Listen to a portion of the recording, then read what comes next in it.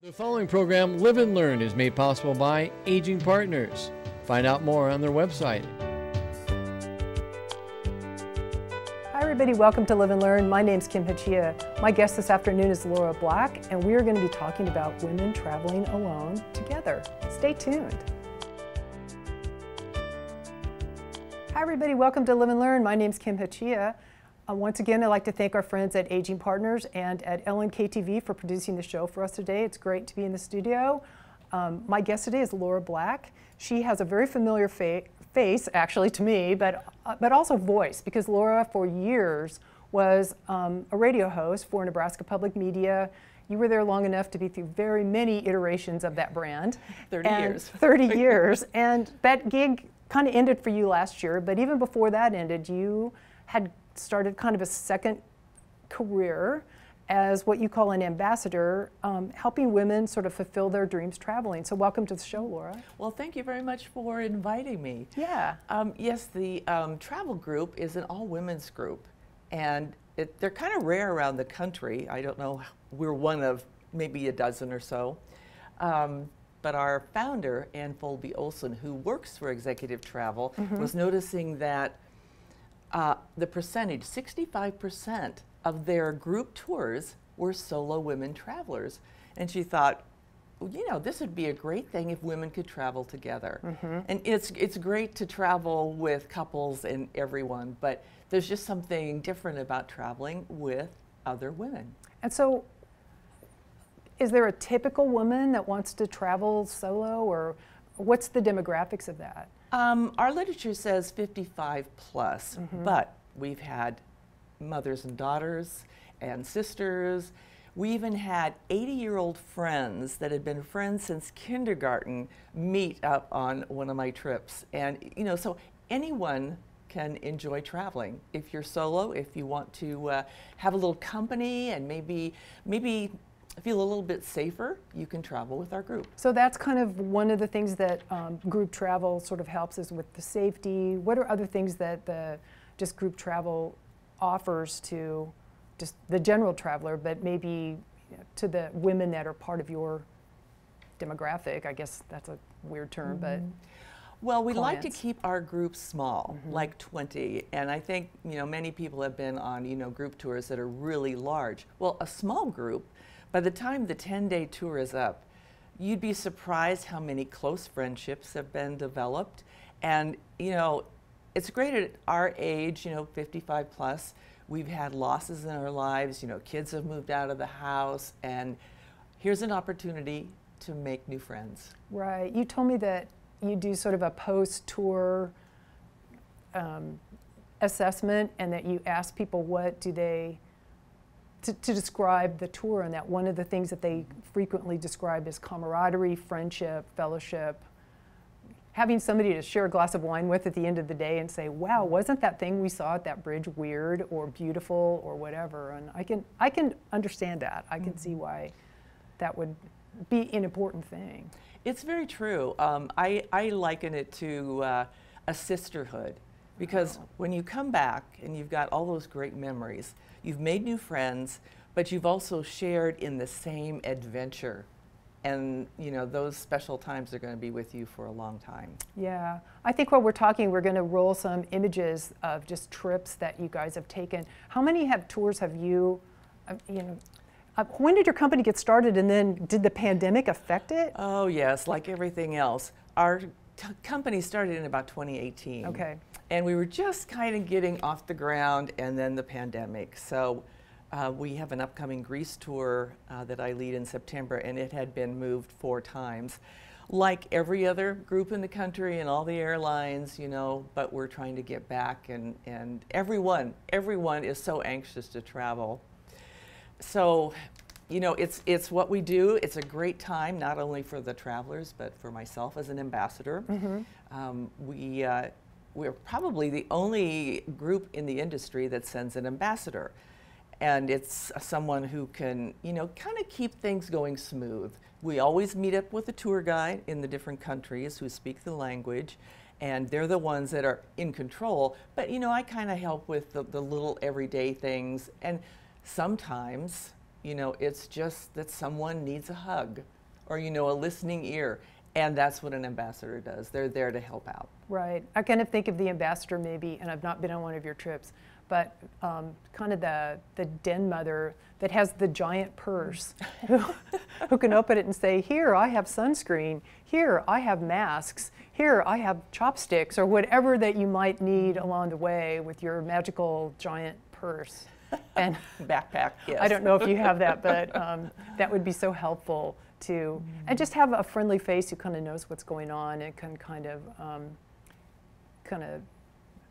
knows the ropes and knows that. Because I imagine for some people, if this is a first tour, that you know, or a first trip to Europe, that you know, they don't know what they're doing, and that can be a little bit unnerving. Yeah, a little bit daunting, and that's what we're there for. In fact, we start way ahead of the trip. We have a private Facebook page for those individual trips, and so we try to get as many people on it that are on Facebook. So we start answering questions, we start, you know, putting information about the country, and just so that everybody can kind of get a feel even before they, you know, take that first step onto the airplane.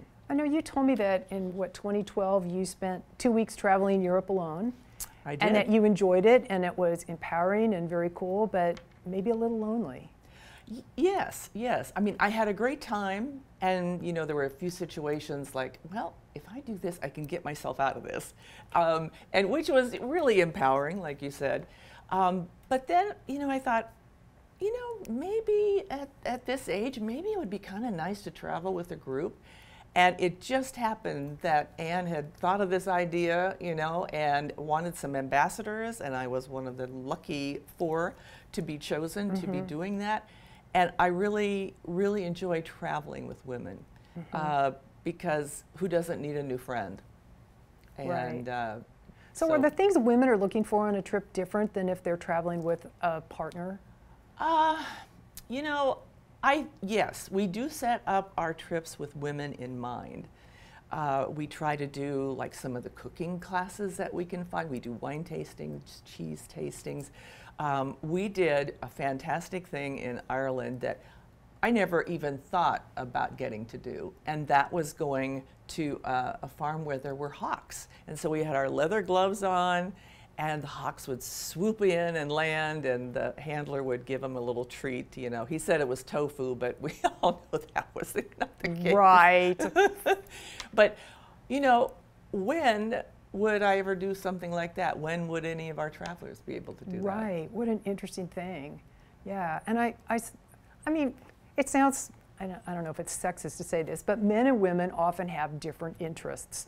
And women may be really interested in going to, you know, the original Harrods, and men are just like, don't make me shop. And so I can see how having a trip that sort of, I don't want to say stereotypically, but it is sort of stereotypical, that would be sort of cater to that sort of interest and need and desire. So you told me that you have a sort of Laura's 10 commandments for traveling, and that one of the commandments is that you will make liberal use of the F word, but your F word is?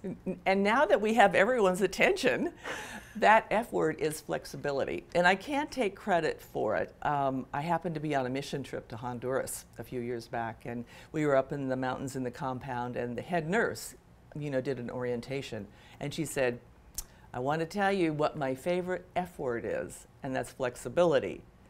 And I try to, you know, use that a lot in, you know, the writing that we put out there as far as, you know, what you can expect when you travel. And especially now, you need a lot of patience and flexibility, and, you know, you just kind of go with the flow. But, you know, it was a little bit tongue-in-cheek. I just kind of wanted to As a person who just got back from a very short trip to Chicago, I can see flexibility really is important. If you need to be flexible enough to kind of put up with some of the craziness of your fellow travelers, and maybe you had something completely planned and it fell through, or something really cool on our trip. 2 things I absolutely had no planning on doing, and we ended up going to a parade that I didn't know was happening until we got there, and then we found out there was a free concert at Millennium Park, and I said, hey, do you want to go to this? And we went to this free concert. Cool.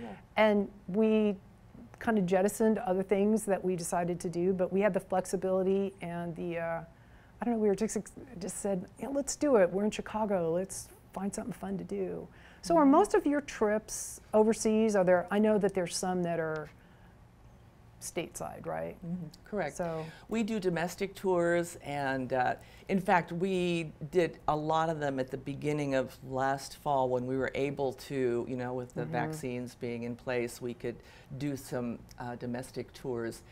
But this year we've been trying to, you know, put those trips like Greece, which had been delayed for 4 years, back into the schedule.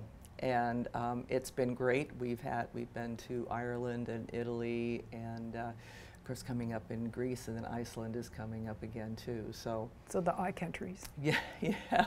So really, and we always ask for input. You know, we have a survey at the end of every trip. We want people to give us some information, you know, and tell us, where do you want to go? Where's that dream location?